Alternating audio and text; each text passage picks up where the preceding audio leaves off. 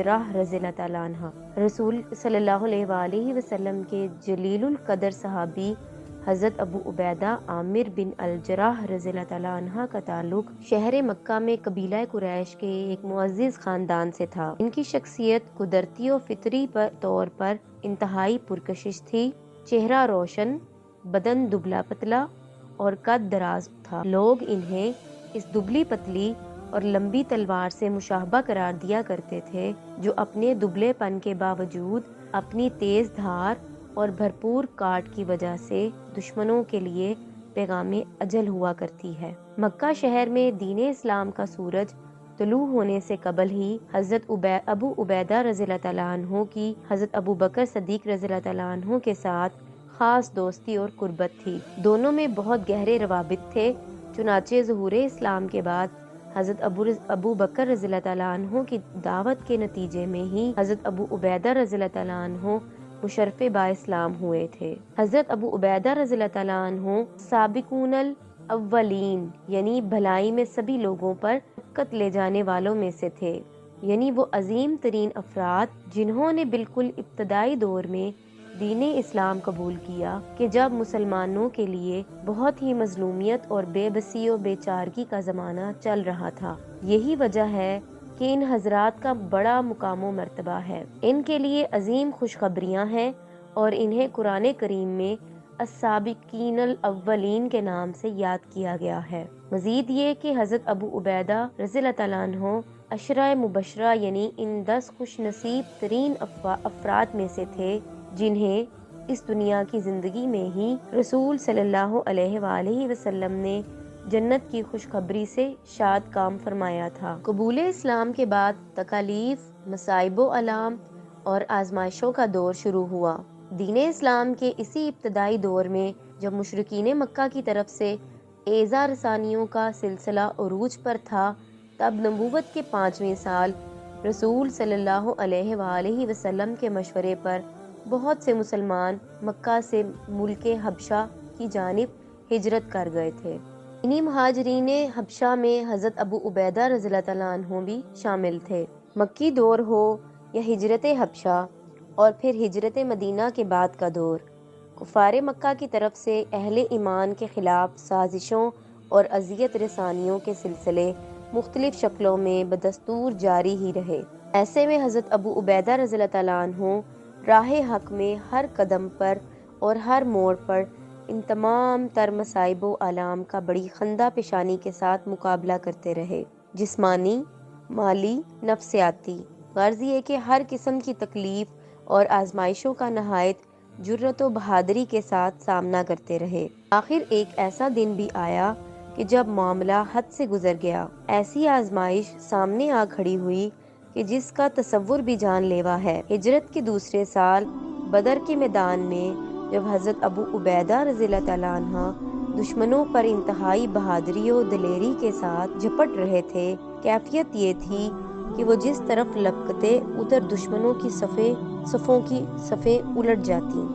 یوں وہ مسلسل کبھی بجلی بن کر دشمن پر گر رہے تھے اور کبھی قہر بن کر ٹوٹ رہے تھے۔ ایسے میں وہاں ایک ایسا شخص تھا جو بار بار ان کے سامنے آ جاتا، گویا اس نے بس انہی پر نظر رکھی ہوئی تھی۔ یہ اس سے بچتے، وہ پھر سامنے آ جاتا، یہ کتراتے، مگر وہ پھر راستہ روک کر کھڑا ہو جاتا، انہیں للکارتا کہ آؤ میرا سامنا کرو، ذرا میرے ساتھ قوت آزمائی کر کے دیکھو۔ آخر ایک جگہ اس شخص نے ابو عبیدہ رضی اللہ تعالیٰ عنہ کا راستہ روک لیا اور بار بار للکارا۔ اب ابو عبیدہ کے پاس کوئی چارہ نہیں تھا۔ اس نے اپنی تلوار بلند کی، ابو عبیدہ رضی اللہ تعالیٰ عنہ نے بھی بلند کی۔ دونوں تلواریں پوری قوت کے ساتھ ایک دوسرے سے ٹکرائیں اور پھر ظاہر ہے کہ نتیجہ تو وہی برآمد ہونا تھا، یعنی ایک غالب اور دوسرا مغلوب۔ چنانچہ ابو عبیدہ فاتح و غالب رہے۔ یوں وہ شخص ابو عبیدہ کے ہاتھوں بدر کے میدان میں مارا گیا۔ حضرت ابو عبیدہ رضی اللہ تعالیٰ عنہ اس موقع پر کتنی کوشش کی تھی اس شخص سے کترانے کی، مگر اس نے تو مجبور ہی کر دیا تھا۔ وہ کون شخص تھا؟ ابو عبیدہ رضی اللہ تعالیٰ عنہ کے لیے یہ کتنی بڑی آزمائش تھی۔ اگر کوئی سنے گا تو شاید یقین نہیں کرے گا، اور اگر یقین کرے گا تو پھر شاید اپنے ہوش و حواس برقرار نہیں رکھ سکے گا، کیونکہ یہ شخص ابو عبیدہ رضی اللہ تعالیٰ عنہ کا باپ تھا۔ مشرک دراصل ابو عبیدہ رضی اللہ تعالیٰ عنہ نے اپنے باپ کو قتل نہیں کیا بلکہ باطل کو قتل کیا، جو ان کے مشرک باپ کے روپ میں ان کے مقابل آ کھڑا ہوا تھا اور بار بار انہیں للکار رہا تھا۔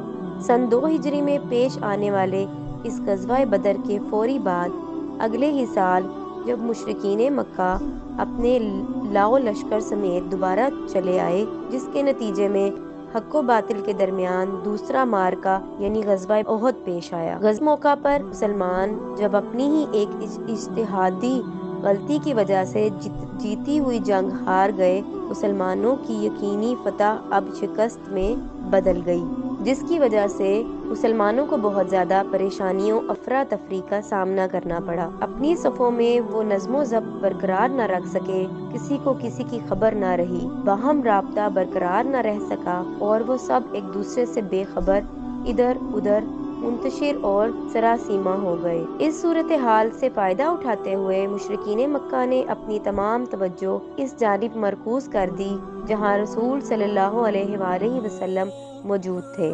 اس نازک ترین موقع پر چند مٹھی بھر جاں نثار جو آپ صلی اللہ علیہ وآلہ وسلم کے گرد دیوانہ وار تیروں اور نیزوں کی بوچھاڑ کو اپنے سینوں اور ہاتھوں پر روکتے ہوئے آپ کی حفاظت کا فریضہ سر انجام دے رہے تھے۔ انہی جاں نثاروں اور سرفروشوں میں حضرت ابو عبیدہ رضی اللہ تعالیٰ عنہ بھی شامل تھے۔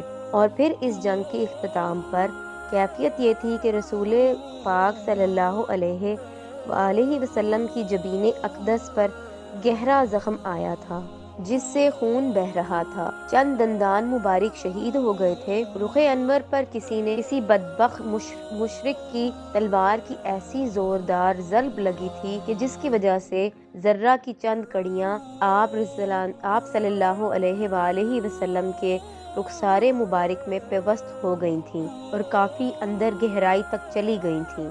تب حضرت ابو بکر صدیق رضی اللہ تعالیٰ عنہ نے ذرہ کی یہ کڑیاں آپ صلی اللہ علیہ وآلہ وسلم کے رخسار مبارک سے نکالنے کی بہت کوشش کی، لیکن کامیابی نہ ہو سکی۔ آخر انہیں مخاطب کرتے ہوئے ابو عبیدہ رضی اللہ تعالیٰ عنہ فرمانے لگے یعنی اے ابو بکر، میں آپ کو اللہ کی قسم دے کر کہتا ہوں کہ آپ یہ کام مجھ پر چھوڑ دیجئے۔ چنانچہ حضرت ابو عبیدہ رضی اللہ تعالیٰ عنہ اسی کوشش میں مشغول ہو گئے، لیکن کوئی کامیابی نہ ہو سکی، جس کے نتیجے میں وہ کڑیاں تو رسول صلی اللہ علیہ وآلہ وسلم کے رخسار مبارک سے باہر آ گئیں، البتہ ساتھ ہی حضرت ابو عبیدہ کے سامنے کے 2 دانت بھی ٹوٹ کر باہر آ گئے۔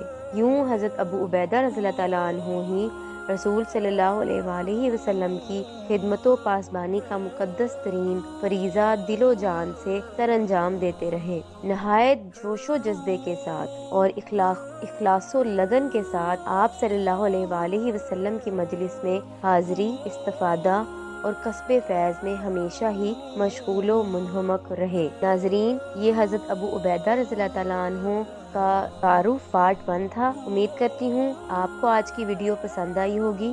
جاتے جاتے ہمارے چینل کو سبسکرائب، شیئر اور لائک کرتے جائیے گا تاکہ آنے والی نئی ویڈیو آپ کو مل سکے اور آپ نئی ویڈیو سے مستفید ہو سکیں۔ اجازت چاہتی ہوں۔ اللہ حافظ۔